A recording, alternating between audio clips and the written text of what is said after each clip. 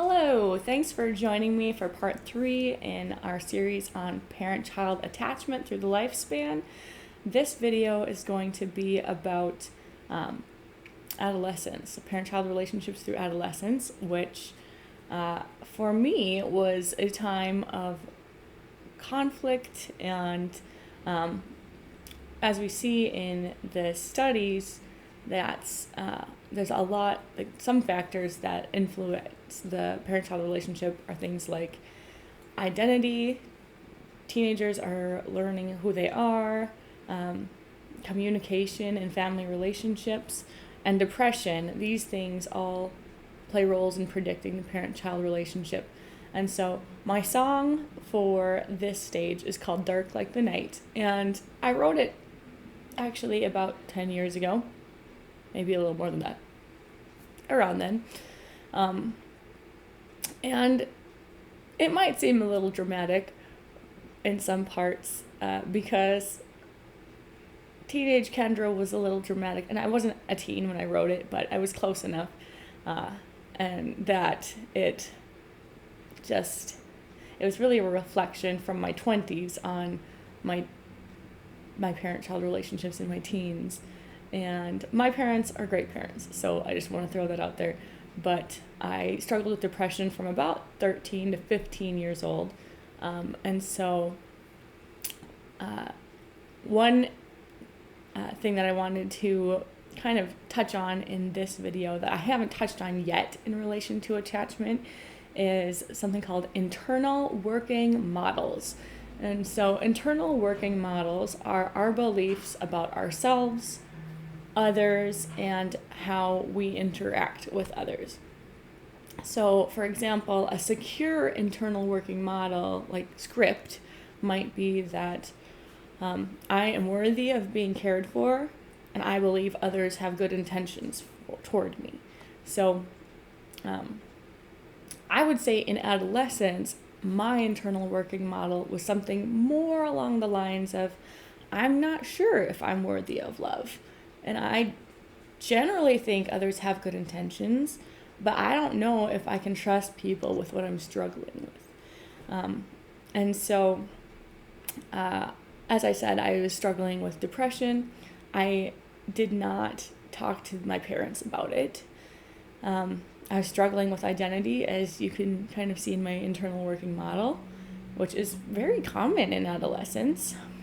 And my family, without even considering myself as a teenager, I would say we are kind of notoriously bad communicators.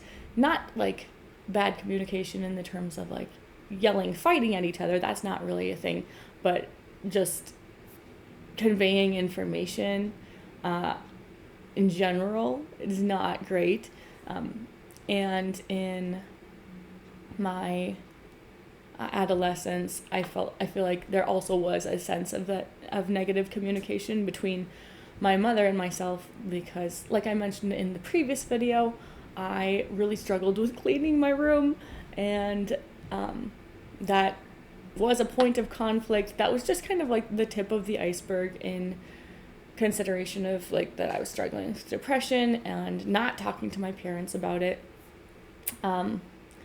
And some things that we see in adolescent relationships is that adolescents with an insecure mindset have a harder time communicating with caregivers and a harder time managing conflict. So those things were factoring into the conflict that I was experiencing with my family.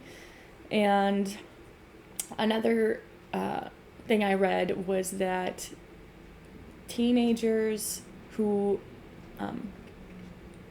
what ultimately, a mother's relationship with teenagers, if it's positive, increases their self-esteem. So if they have a good relationship, they have higher self-esteem. And that's in a smaller form true of teenage dads with their daughters. If they have a relationship, the daughters have a little, bit higher self-esteem. It's not really applicable with sons, and also not with peers, because another part of attachment in adolescence is that kids are beginning to really attach more to their friends, but not in the sense of that they have an attachment relationship. because, for example, I felt more emotionally attached to my friends in high school, but I would not call them if I drove in the ditch. I would call my dad, and I did, because he's the one who, I look to for safety, protection, all of those things we talked about in the first video. So, let me think.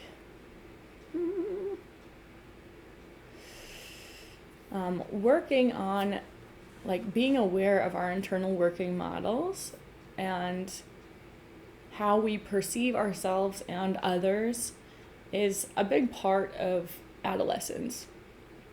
That's why I wanted to bring that up. And working to help adolescents recognize that there are adults in their lives who care about them can be a big part of, helping them improve that. And improve their secure relationships. So I hope this was helpful, and I'll see you in the next video.